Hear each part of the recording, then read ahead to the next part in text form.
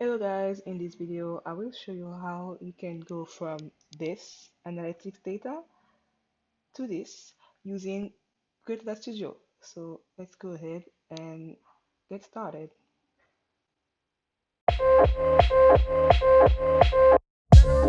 So before we even go to Data Studio and see how we can build a report, I think it can be interesting to see how we actually retrieve the data using Tag Manager Analytics. So this is not a video about Manager or Analytics. If you want tutorials about this, you can check the screen and I will point to very good tutorials. But I think that, it's worth just looking at it like for a few seconds. So the way it works is that I have a trigger called all clicks and all link clicks. Let's click, for example, on all link clicks to see how it works. And I use those type of parameters. So the way it works is that using those parameters, I will track every link click on the website, and then I will retrieve this information. So the page path for the category, the action is going to be the click text, and the label is going to be the click URL. So let's see how it works. Let me go to the website and let's click on something. So I'm clicking on something there. And you can see here that a link click has been fired, so all link clicks. And if I go to here, uh, I can, as you can see, we can have the categories of the page path. This is the home page, the action, the click text, and then the label is, the click URL. So in analytics, all this information is available over there. But as you can see, this is not something you can present to your team or to your colleagues.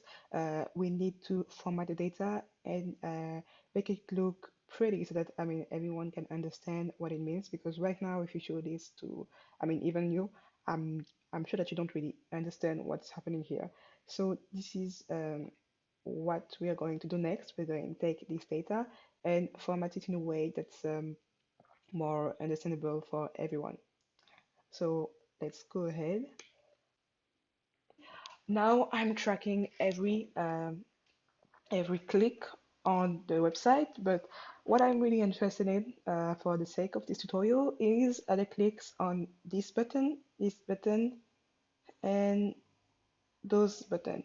So basically, I would like to know, where are people clicking and what are the buttons that are the most used. What we're going to do is that we're going to go ahead and just click on the button just to see what happens when you do. So here you're going to want to go to the variables. Okay, so this is the click classes, and this is what we need. So we're just going to take this and make a note that this is the button that it is here.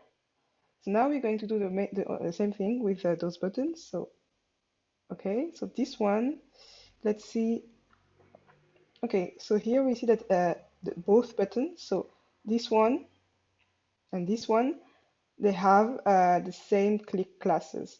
So the way we're going to, make the difference between the two buttons is with the click text, because you have one that is like get started now and one which is only get started. So I'm taking notes of all of this. You cannot see it on the screen, but I am doing it. So now let's scroll down and look at the other buttons. So those ones, okay, so those ones are link clicks. So you can see them here. And those ones are different click classes. So this is the click classes for those buttons. Okay, so now that I have all this information, I know what to look for in analytics. So let's go back to Data Studio. I'm going to pull up a chart, and in this chart, what we're going to want to see is event category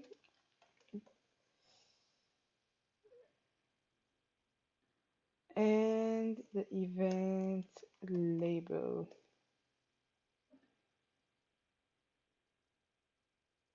And Of course, we're going to maybe uh, want to get the number of unique events. Okay,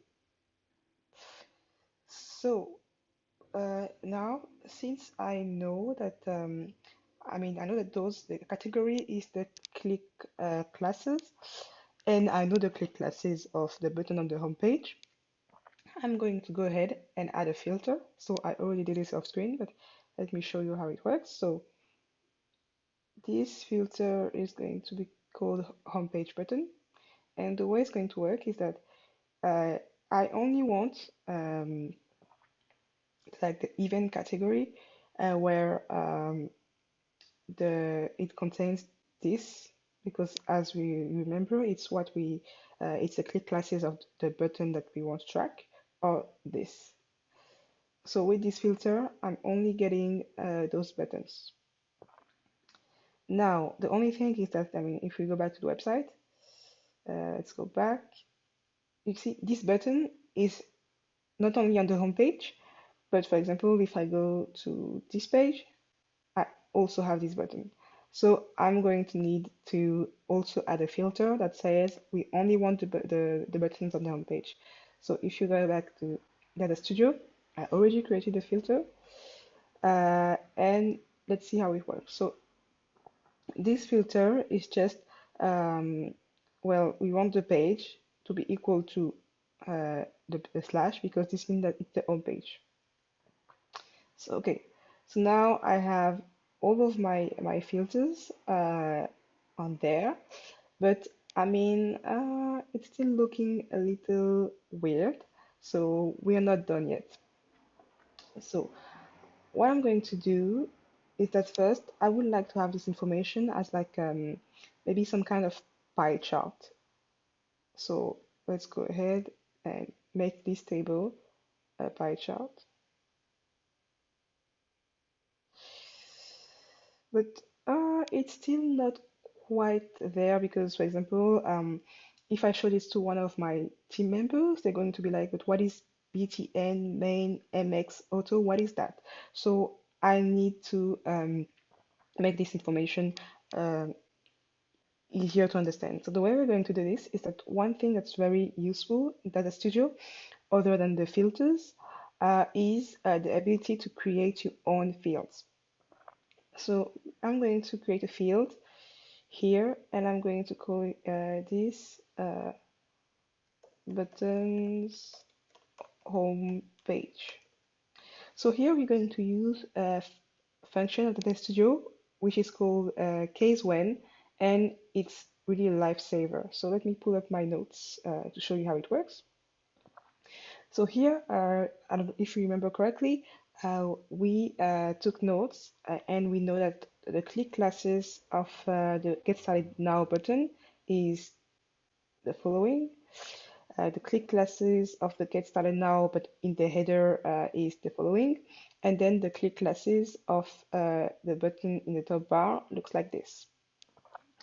So because when I did the setup of the tracking, I used the click classes as the category, and I used the click text as the event action.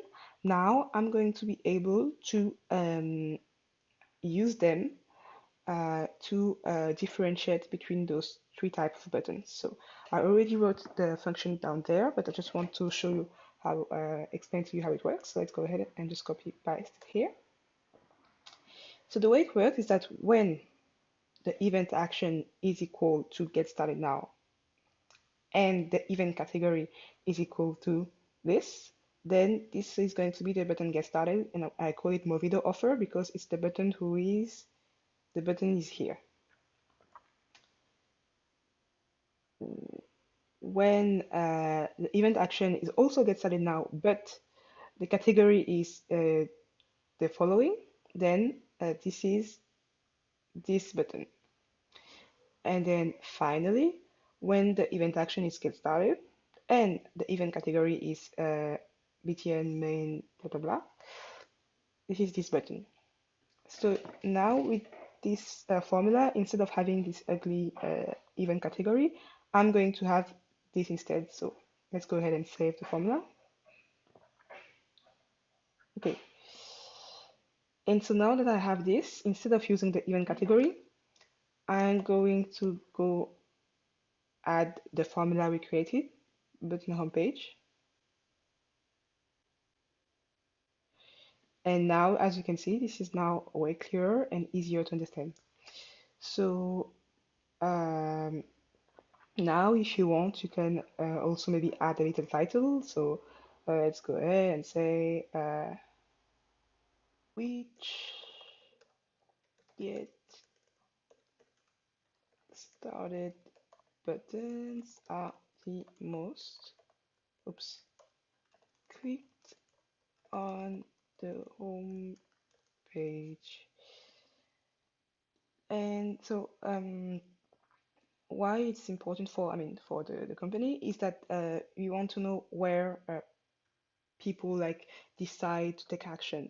Do they arrive on the website and they click right away on the header, or do they scroll down and then they click get started only when they arrive, when they have read more about the product and when they scroll the page? So this is what this information is interesting to us. So let's maybe make this bigger. Okay. And now the last thing that we can do is add like a date selector. So this is also very useful if you want to compare like data from one date to another. So to do this, you can just go ahead, add a control, and you're going to choose the date range control, and all you have to do is put it here.